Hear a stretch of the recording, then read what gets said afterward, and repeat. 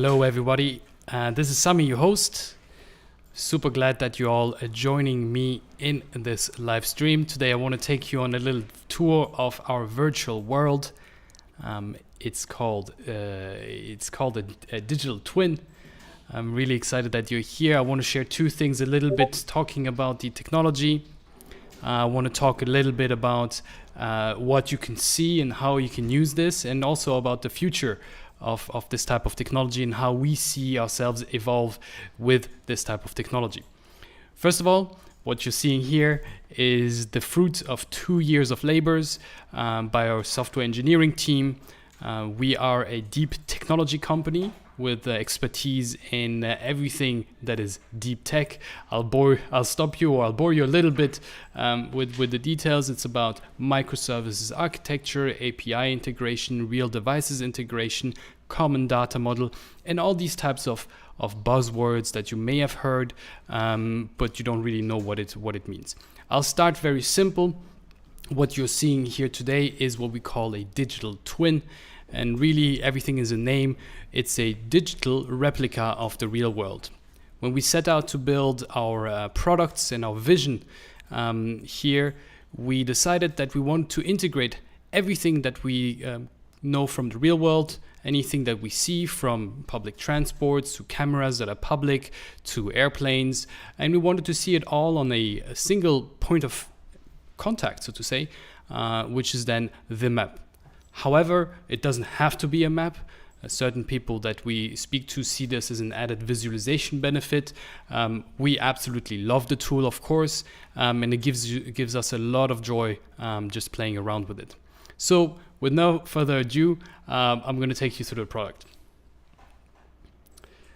What you see here on the right-hand side is all the types of assets that we've integrated. We have over 50 APIs, from national access points, public data points that we tap into. Now, the beauty and the art, our secret sauce, so to say, is really in bringing all these sources together. You can certainly imagine that all the different types of sources, just for, let's say, buses in different cities, are very different. And what we do is we've developed a system to make all of these different and heterogeneous data points into one language. Call it the big Esperanto of devices. What we've also done is go beyond just one type of assets, for example, public transport, and said we want to articulate this to any other type of data.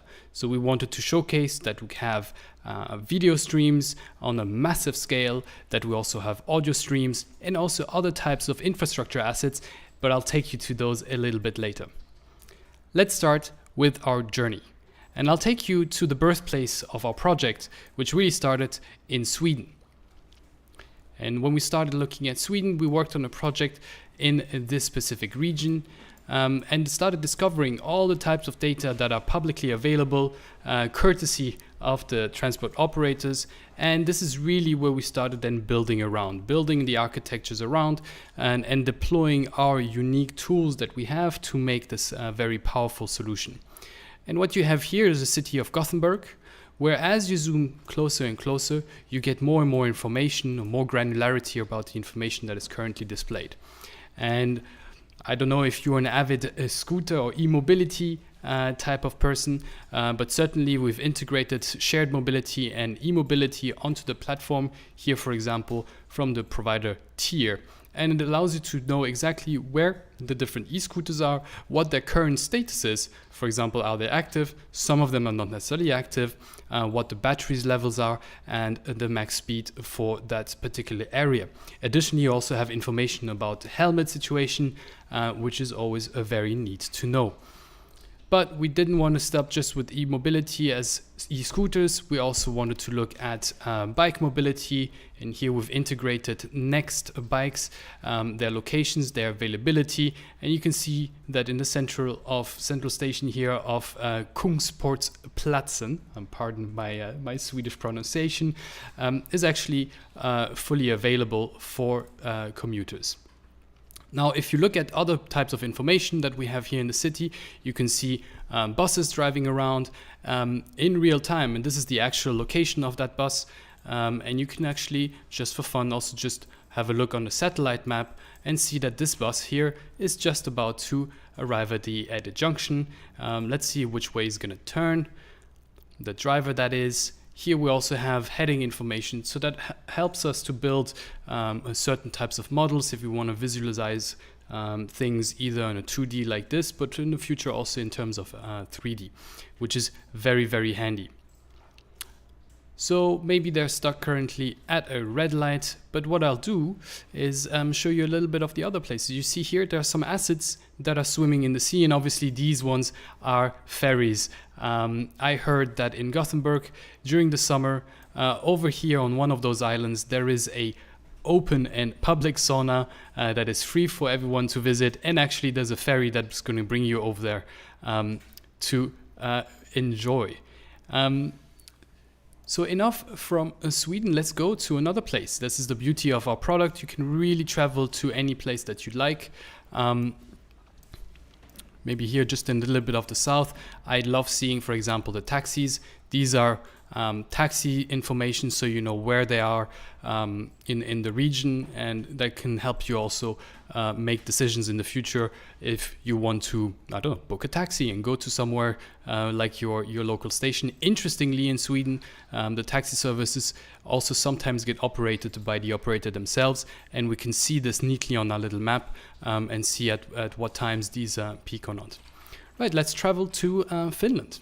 Helsinki, a beautiful city, and again also very forward-looking in terms of the types of mobility data or data that we can have. And here, similarly to what we have across Europe on the e-scooters, we have the same, of course, in Helsinki.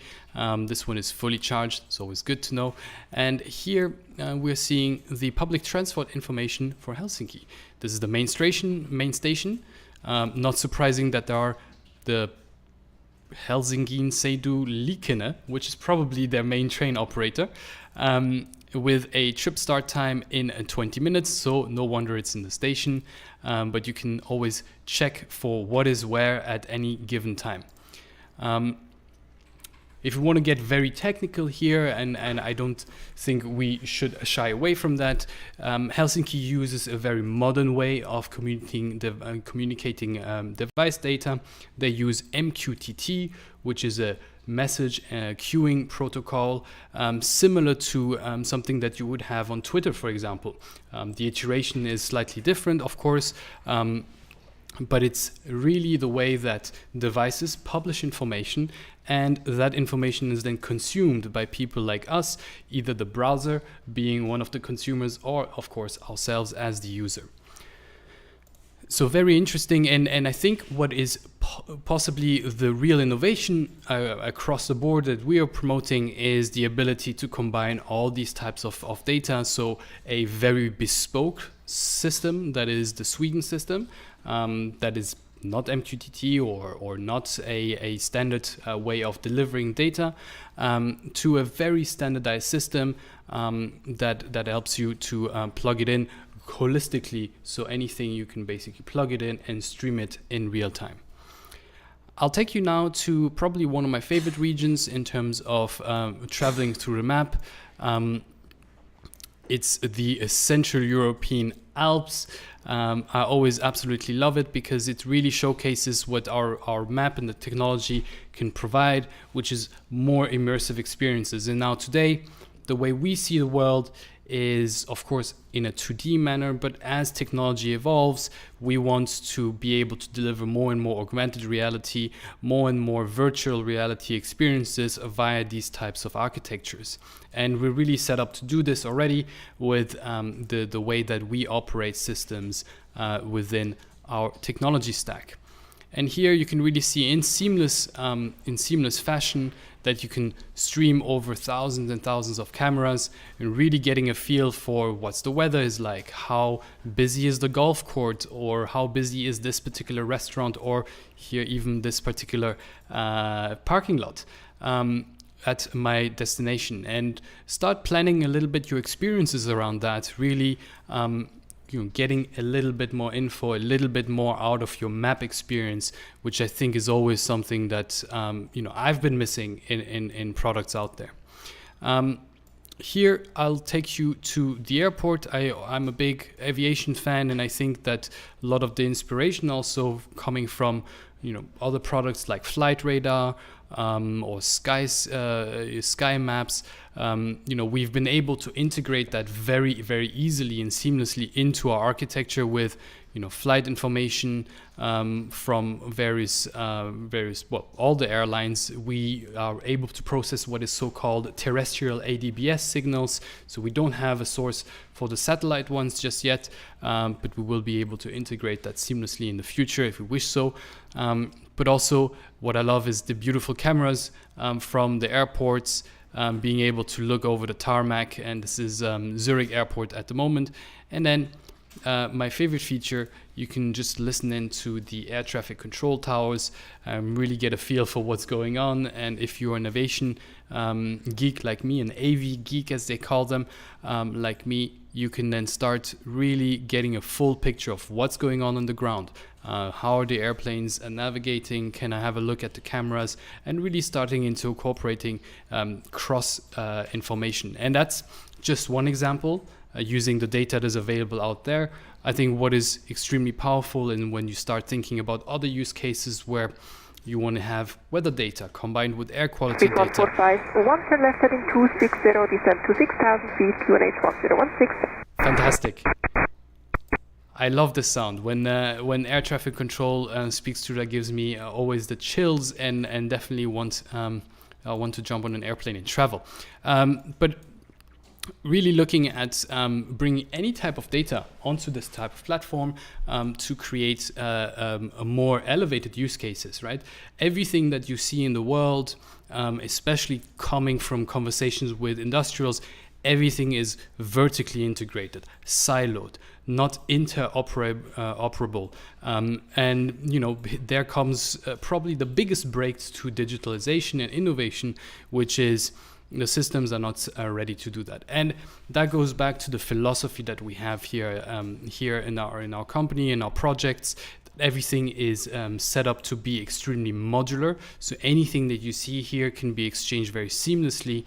But beyond that, we're probably the only one that think of software as a tool, something that people should really use and abuse. So what we've done is we've said that software should not necessarily be maintained by people, but software should be maintained by itself. And so what we've done is we've built an architecture that is fully self-maintainable in an automatic manner. Any type of bugs, any type of issues within the architecture, the microservices are able to rescale themselves, redeploy themselves, destroy themselves without having a need for human interaction. And that is really where we think is the future in terms of the Web 2 technologies, the cloud technologies that started to come onto the market about 10, 15 years ago, and are really now starting to get used more and more widely.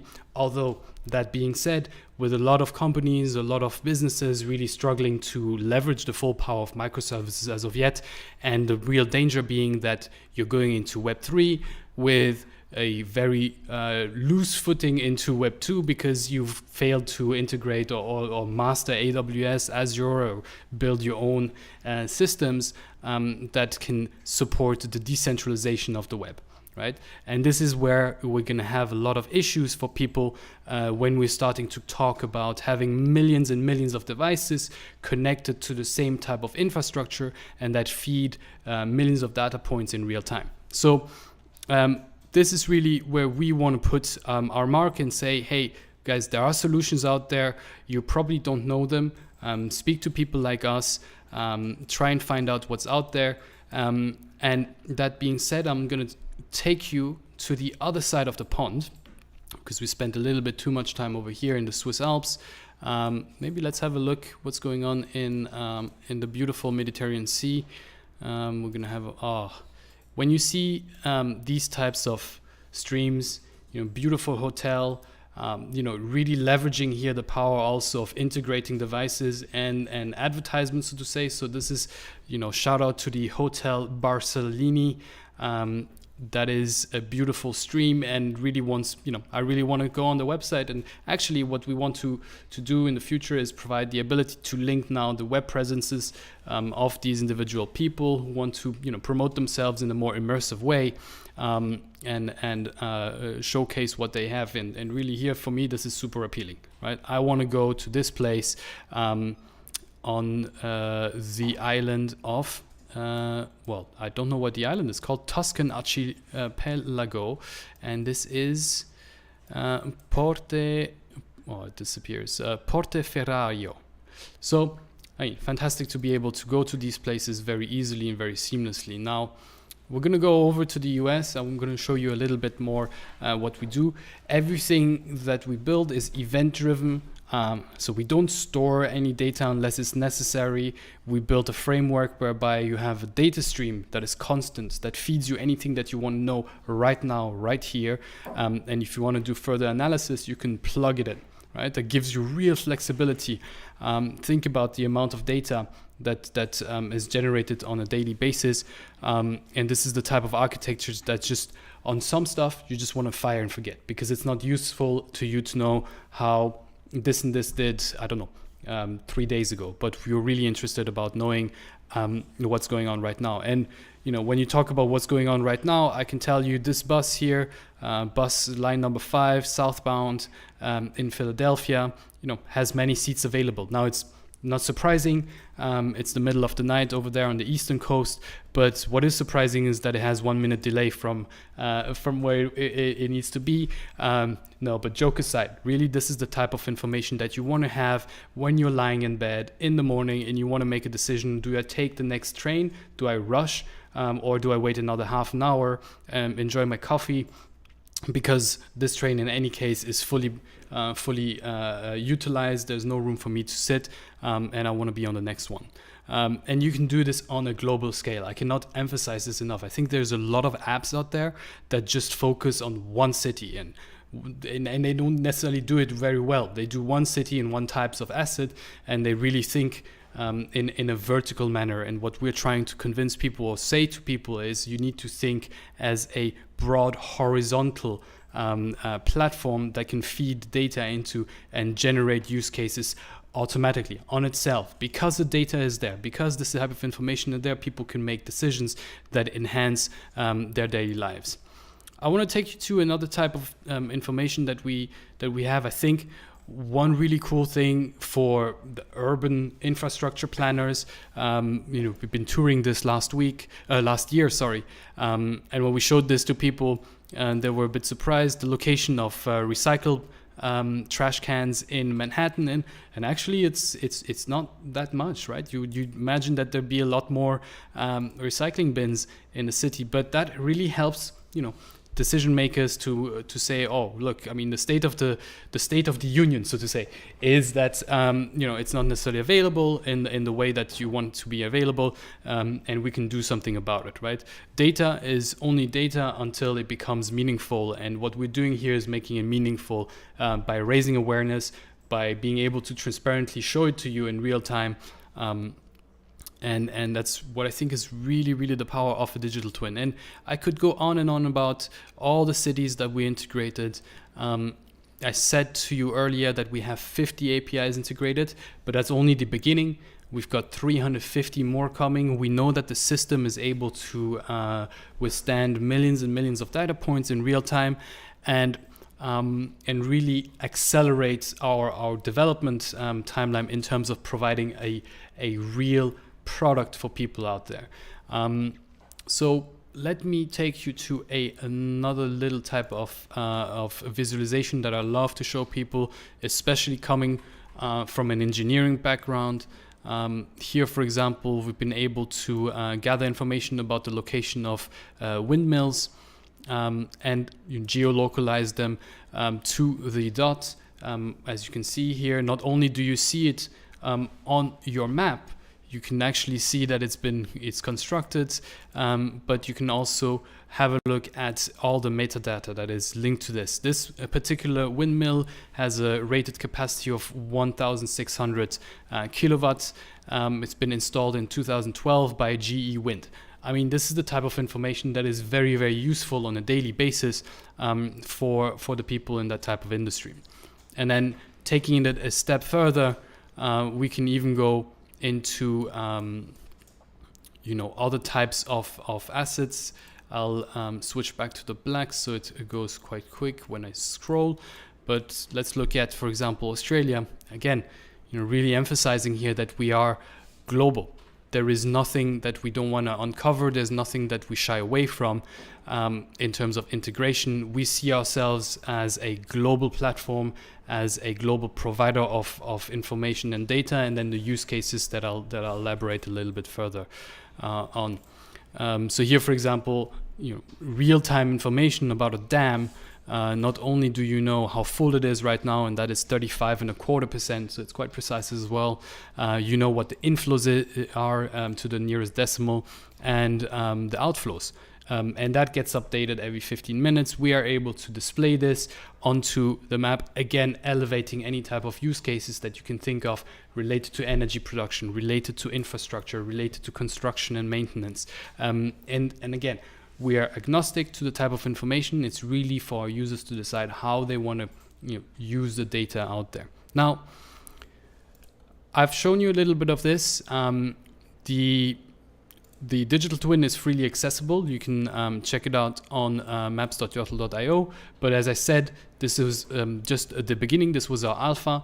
We're going to be fading it out as we come up with our new, or we release the new project. The new project is called GeoBlocks. And really what we're going to be doing there is focus on integrating the real world into the Web3 metaverse experiences.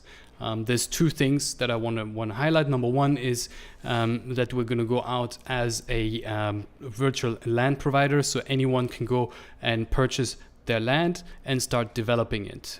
So that is extremely attractive in terms of proposition, because we are able to link the exact location of the worlds to a specific owner of that, and that everything is secured on the blockchain. We've chose the Polygon blockchain for two reasons. Number one, it's very, very fast, and number two, it is very cheap, both for the environment.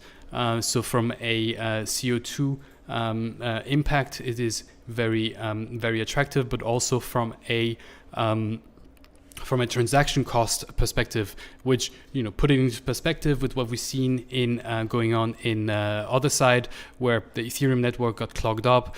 People had to pay thousands and thousands of dollars in fees to mint certain assets, and that was across the Ethereum network, which again is 80% of all the NFT projects out there, is probably not a very attractive proposition. The other thing is that once people have bought this virtual land, they're able to integrate any type of device they'd like. And what we're going to be able to do is say, listen, if you are the owner of a specific tile or a specific cube block of land, you are able to approve certain data sources that you want to integrate. You're going to be able to integrate your shop in there. You're going to be able to integrate your metaverse experience that you want to host on your own servers, and really leverage the power of the community, the power of the data, the power of the use cases to attract new traffic to your locations, to generate new type of products with virtual identities. I love the example, for example, of being a shop out there selling normal products, designer shoes, and every time there is a transaction, me as the shop owner am able to generate an NFT saying that this is a real transaction, it happened here, and this item that is my designer item is verified and has a virtual identity. So you're really establishing what they call in the art scene provenance, but what the others called counterfeit protection.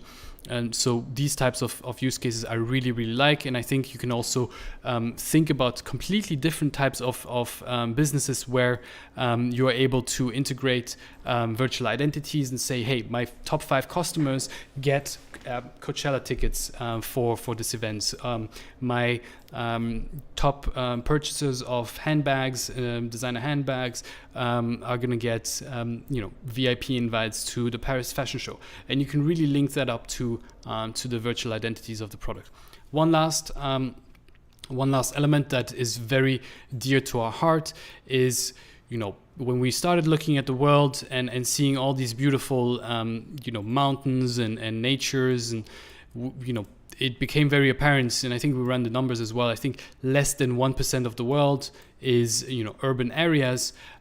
Really, what is so important is nature to us. And here, for example, in Denmark, we've got a wind farm that is connected to the platform, so you can see, the wildlife out there.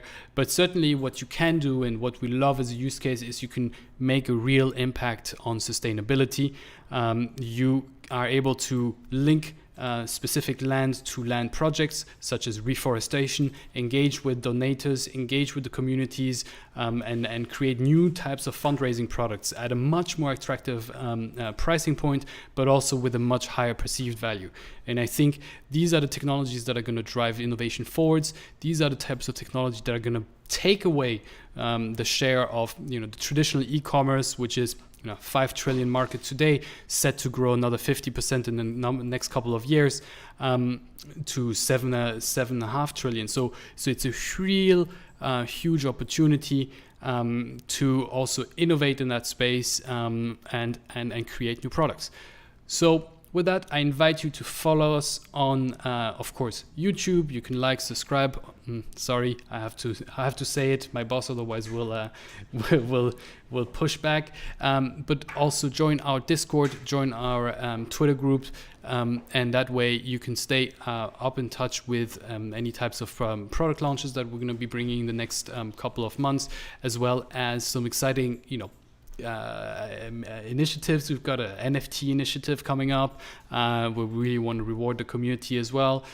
We've got some engaging content on the Discord, and I think most interestingly, we're probably the only project out there that gives you really the ability to come to us during, I wouldn't say 24/7, but really throughout the normal hours, to go and engage with us on the Discord. We are on the live chats. We can speak to you. We can ask a question about the technology. So yeah, with that, super happy that you stayed with me, listened to me, and had a look at this first look of the platform. We're going to be doing these on a regular basis, and well, we say here, stay blockish. So I'm going to say to you, stay blockish, and speak to you soon, guys.